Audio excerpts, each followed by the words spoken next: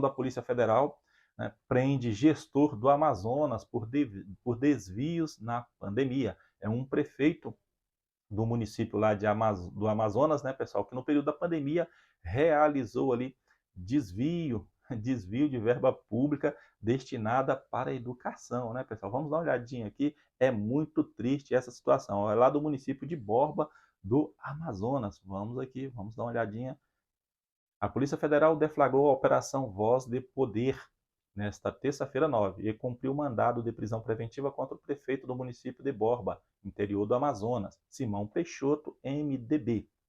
Ele é suspeito de manipular testemunhas em uma investigação que apura desvio de recursos públicos destinado à compra de merenda escolar no ano de 2020, durante a pandemia do Covid-19. O mandado judicial inclui o afastamento do prefeito de Borba das funções públicas por um período de 180 dias, além da execução de outras diligências necessárias para a coleta de provas. Além da cidade de Borba, os mandados também foram cumpridos no município de Manaus, lá na capital do Amazonas. As investigações revelaram indícios de que os kits de merenda escolar fornecidos não continham ou possuíam uma quantidade muito reduzida de carne de boi, divergindo significativamente do volume contratado. Além disso, constatou-se a ausência de charque no kits, indícios de falsificação nos recibos de entrega e possíveis pagamentos sem comprovação documental. Olha, pessoal. Os senhores sabem aqui que é tolerância zero para essa questão de corrupção, de desvio de recurso público, em especial recursos da educação e da saúde, né? Então, parabéns à Polícia Federal, que realmente aprofunde as investigações, que seja ali imparcial, seja que respeite também o devido processo legal, respeite o princípio do contraditório e da ampla defesa, para que amanhã todo esse procedimento não venha a ser anulado em esferas superiores aqui dos nossos tribunais, né, pessoal? Então a gente tem que fazer sempre dentro dos limites legais toda e qualquer tipo de ação.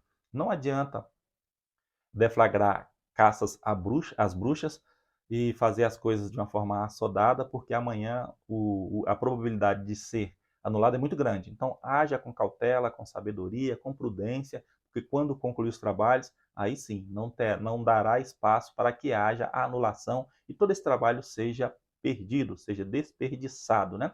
Mas, mais uma vez, parabéns a todos envolvidos aí da Polícia Federal. Poder 360, pessoal, esse caso aí foi de um preso lá dos Estados Unidos, que ele, semana passada, em audiência, ele voou para cima da juíza, passou por cima, ele deu um voo mesmo, passou por cima da mesa para agarrar a juíza, porque ela não havia concedido o pedido de fiança para ele, né?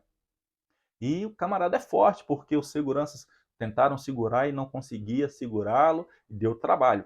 Aí agora ele voltou para o tribunal, porém de focinheira e máscara, algemado, e tudo indica que ele vai ser condenado ali entre 19 a 48 meses de prisão. E a juíza, ela deixa claro que essa pena, a sentença dela não tem nada a ver com o ato violento que ele cometeu contra ela. Que bacana a postura dessa juíza, né? Ela deixou ali, ela se manteve realmente imparcial, manteve o controle, o autocontrole, e não deixou ser tomada com espírito de vingança, ódio, rancor, e aquele sistema, aquele sentimento de realmente ali exterminar esse preso aí, né? Mas vamos aqui então ao resumo da matéria. Detento que atacou juíza vai à audiência de focinheira. Se fosse aqui no Brasil, tava todo mundo gritando, a Globo, todos esses defensores dos direitos humanos estavam falando que era humilhação e tudo, né? O homem que atacou uma juíza de Las Vegas, Estados Unidos, no começo de janeiro, ao ouvir que não teria direito a pagar fiança, deverá passar de 19 a 48 meses na prisão. A sentença foi proferida na segunda-feira, 8 de janeiro, pela mesma magistrada. As informações são do jornal The New York Times.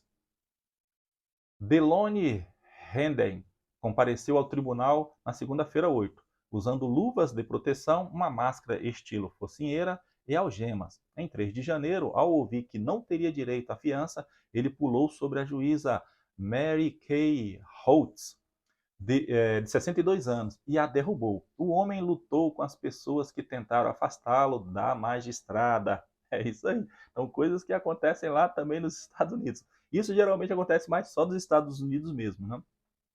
Mas aí, que bom que a justiça prevaleceu, houve a condenação dele e sirva de exemplo também. Tem que respeitar, né, o ambiente.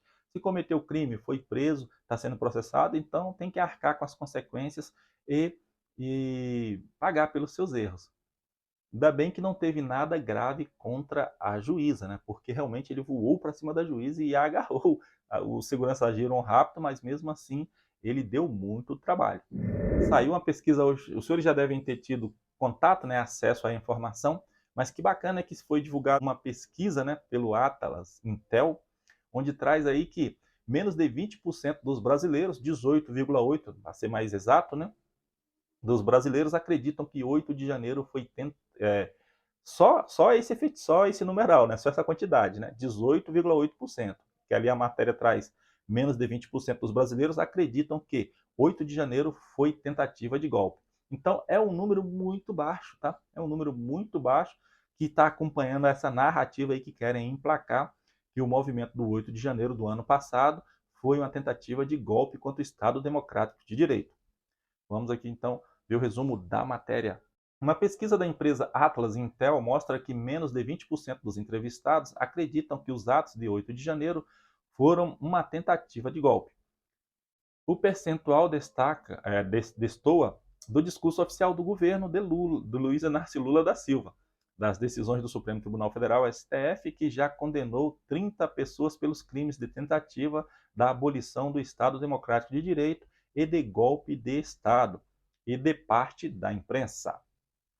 A pesquisa feita por meio de questionários virtuais entrevistou 1.200 pessoas escolhidas aleatoriamente entre 7 e 8 de janeiro. A margem de erro é de 3 pontos percentuais e o intervalo de confiança é de 95%. A pesquisa perguntou aos entrevistados, abre aspas, qual foi a principal razão dos manifestantes que ocuparam o Congresso Nacional, o Palácio do Planalto e o STF. Fecha aspas.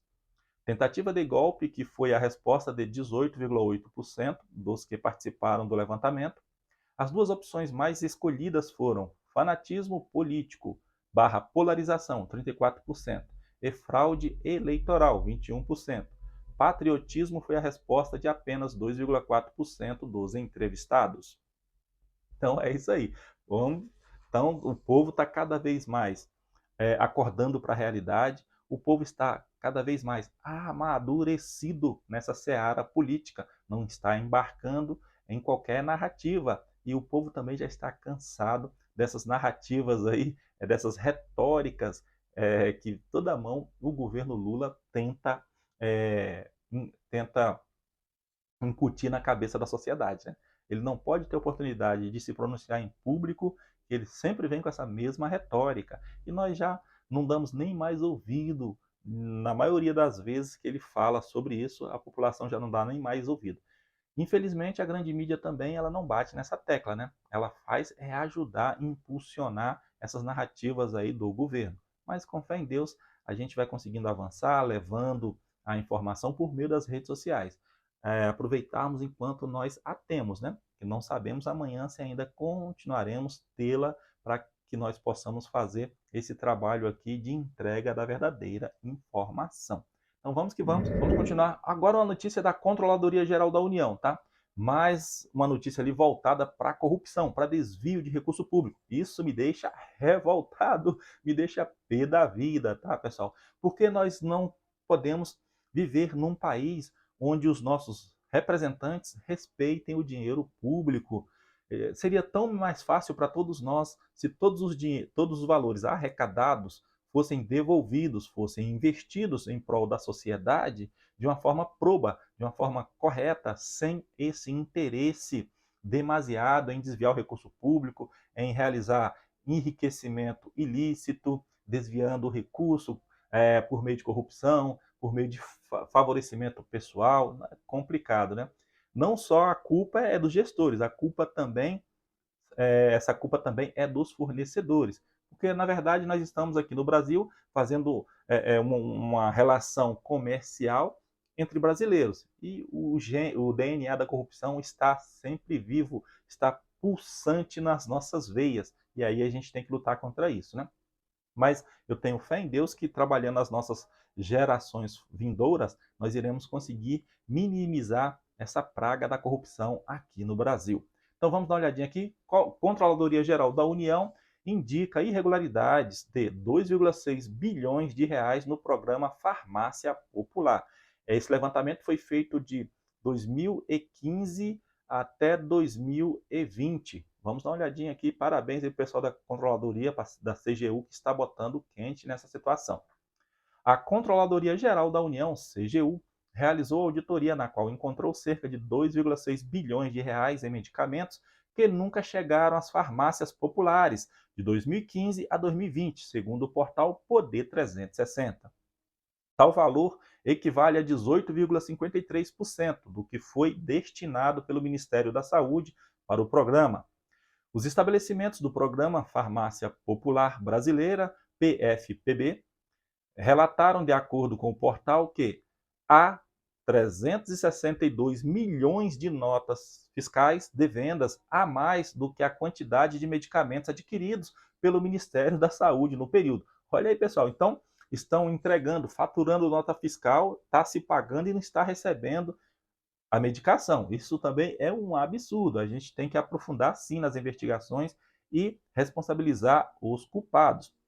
Como explicação, em nota, o Ministério afirmou que, no período auditado, abre aspas, não havia exigência da Receita Federal para que as farmácias credenciadas fornecessem informações sobre o código de barras, agora obrigatório, fecha aspas. O Ministério argumenta que isso prejudicou o cruzamento de dados e indicou irregularidades. A CGU considera que 17,4% do total de remédios vendidos nunca chegou às farmácias populares. Olha aí, pessoal, já trouxemos aqui uma matéria sobre investigação da Polícia Federal no tocante ao desvio de recurso público referente à merenda escolar no período da pandemia. Agora esse do Ministério da Saúde no tocante às farmácias populares. Pode ter havido desvio de 2,6 bilhões de reais, né, pessoal? Olha o tanto que o nosso país é rico, infelizmente essa riqueza não é aplicada de forma correta para que haja uma melhoria na vida do brasileiro, né? Para que reduza também essa disparidade social, essa disparidade de distribuição de renda aqui no país. Então, se a gente quiser, a gente consegue sim melhorar e muito a vida do nosso povo brasileiro. E eu tenho fé em Deus que nós alcançaremos essa melhoria. Nós vamos alcançar sim. Não podemos desistir nunca do nosso Brasil, tá? É isso aí. Eu monopolizo o amor que eu tenho para o Brasil. Eu discordo do ministro Luiz Roberto Barroso, onde ele fala que o amor não pode ser monopolizado. O amor ao Brasil não pode ser monopolizado. Eu divirjo dele e eu monopolizo sim o meu amor ao Brasil. Então, esse amor que eu sinto ao Brasil, eu o tenho como monopólio exclusivo. Então, agindo dessa forma, eu vou estar sempre lutando pelo nosso Brasilzão.